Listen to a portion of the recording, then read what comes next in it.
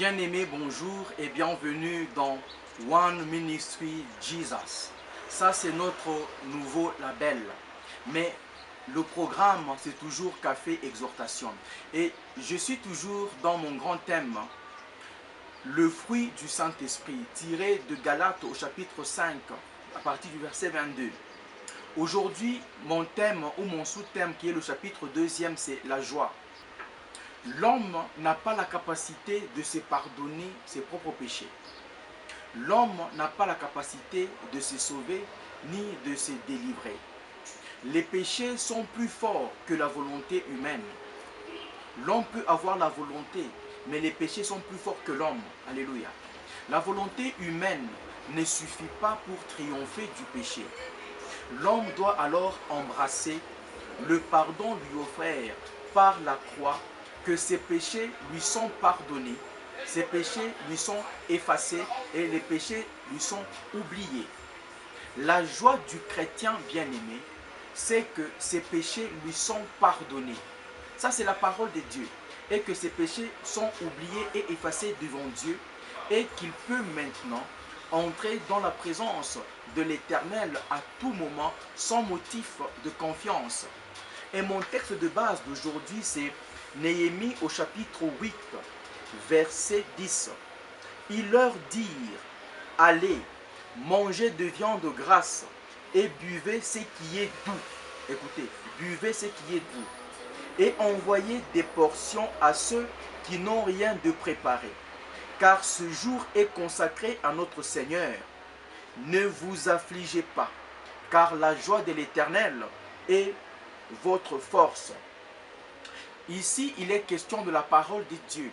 Le peuple avait entendu le message de Néhémie pour la reconstruction des ruines de Jérusalem. Et d'un seul cœur, le peuple a obéi à la parole de Dieu. Et cette obéissance avait réjoui le cœur de l'Éternel qui avait pardonné leurs péchés. Et la bonne nouvelle ici est que ce que vous avez reçu, allez annoncer-le aussi à ceux qui n'ont rien. C'est notre responsabilité bien-aimée. Nous qui avons cru à la bonne nouvelle, nous devons l'annoncer à ceux qui ne l'ont pas. Alléluia. Afin que leurs péchés leur soient pardonnés. Et la joie de l'Éternel, c'est le pardon de nos péchés. Alléluia. Le cœur de Dieu était joyeux. C'est quoi la joie, bien-aimée? La joie est une émotion agréable et profonde. C'est un état de celui qui a une bonne conscience, qui a un cœur pur. C'est la paix intérieure. Or, nous avons la paix intérieure avec Dieu par Jésus-Christ. La joie comme émotion peut aussi être liée à une circonstance particulière. Ça peut être la promotion au travail. Ça peut être la réussite à un test à l'école pour nos enfants et même pour ceux qui étudient. Alléluia. Et ou même la joie peut résulter d'un acte de bravoure quelconque. La joie est directement liée à la force spirituelle, au mental, à l'âme. Lorsque vous êtes joyeux ou lorsque vous êtes joyeuse, vous êtes aussi fort. Or, ou bien mais, quand vous manquez de la joie, vous êtes aussi faible. Donc la joie procure la vigueur. La joie procure la force. La joie est un bonheur fondé sur les promesses divines et les réalités éternelles immuables. La joie est un sentiment du bien-être vécu par celui qui sait qu'il est en paix avec son Dieu, son Créateur. 1 Pierre chapitre 1 verset 8. Cette joie n'est pas le résultat d'une promotion au travail ou d'un voyage d'affaires ou de la signature d'un contrat d'affaires. Les circonstances de la vie terrestre, bien-aimée, ne déterminent pas la joie du chrétien, car un chrétien vit dans le contentement. Alléluia. Il ne promène pas les regards inquiets autour de lui pour chercher ce qu'il peut avoir, mais ses yeux sont constamment fixés sur le Seigneur, rédempteur de son âme, l'objet de sa joie. La joie du chrétien est ressentie même dans les moments pénibles et douloureux.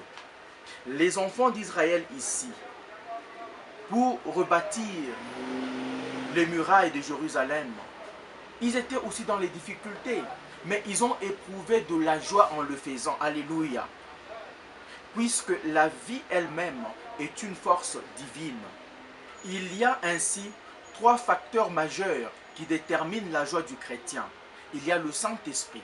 Lorsque vous avez le Saint-Esprit en vous, c'est un sujet de joie. La parole de Dieu, qui contient toutes les promesses de Dieu, c'est un sujet de joie. Et il y a aussi le 3e facteur qui est la grâce ou la révélation divine. Alléluia. La révélation divine. La joie est un don de Dieu que nous devons demander.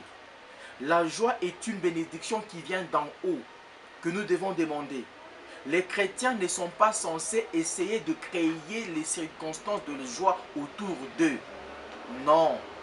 Mais les chrétiens sont supposés recevoir la joie qui vient d'en haut et se réjouir des bénédictions qu'ils possèdent. Bien-aimés, la joie est une denrée rare puisque c'est un don qui vient de Dieu. Que chacun alors protège sa propre joie. La Bible dit que la joie de l'Éternel est notre force. C'est pour cette raison que le diable est à la recherche de votre vie. Il veut essayer à tout moment de vous voler votre joie et de vous maintenir dans les lamentations et dans la fatigue. Or, sans la joie, tu n'as pas la force qu'il faut pour combattre le combat de ta destinée.